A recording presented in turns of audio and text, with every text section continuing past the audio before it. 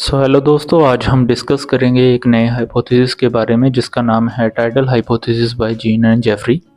ये जो हाइपोथेसिस है हमें बताता है कि कैसे हमारे सौरमंडल का क्रिएशन हुआ।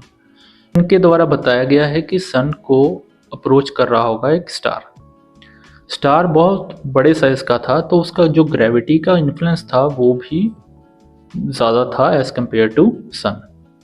अब जैसे जैसे स्टार नज़दीक आ रहा था तो क्या हुआ, टाइडल फोर्सेस जनरेट हुई सन की सरफेस के ऊपर और डिस्टॉर्शंस देखने को मिली।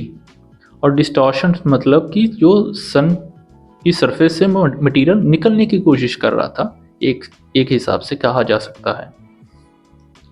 जो मटेरियल निकलने की कोशिश कर रहा था वो in the form of some shape था, सिगार की शेप में मटेरियल निकलने की कोशिश कर रहा था from the surface of the सन।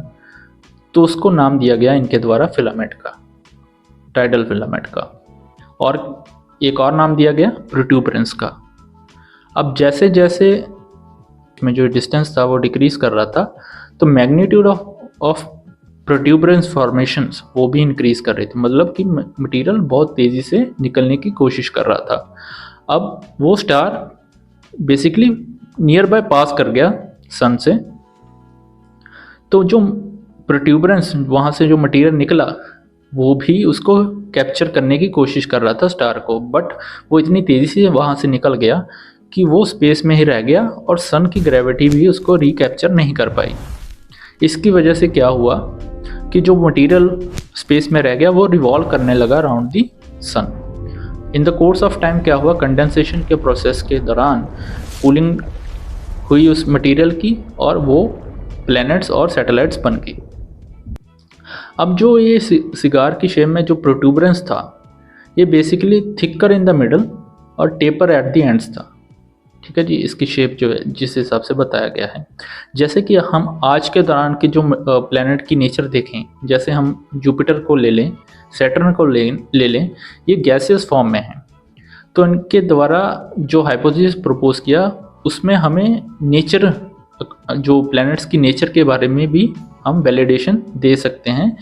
ये जीन एंड जेफरी ने कहा कि जो फिलामेंट की शेप थी थिकर इन द मिडल, तो उसको कूल डाउन होने में टाइम लगा होगा, जिसकी वजह से वो एग्जैक्ट नेचर में नहीं आए, अपनी सॉलिड फॉर्म में नहीं आए। तो इसकी वजह से जो मिडल सेक्शन में जो प्लैनेट कंडेंसेशन से उत्पन्न हुए वो बेसिकली गैसियस फॉर्म में रह गए, जैसे कि हमारे जुपिटर और सैटर्न।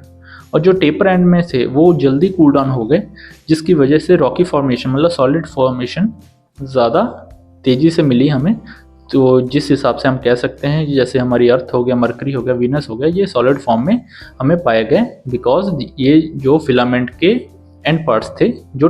तो इसी हाइपोथेसिस में हमें दो बातें जानने को मिलती हैं about the creation of the solar system, और दूसरी बात हमें मिलती है अबाउट द नेचर ऑफ जो प्लैनेट्स हैं हमारे, उसकी वैलिडेशन मिलती है कैसे वो गैसेस फॉर्म में हैं और हमारे सॉलिड फॉर्म में हैं, रॉकी फॉर्म में है। सो करता हूँ आपको वीडियो बढ़िया लगी होगी। मिलते हैं हम नई वीडियो में।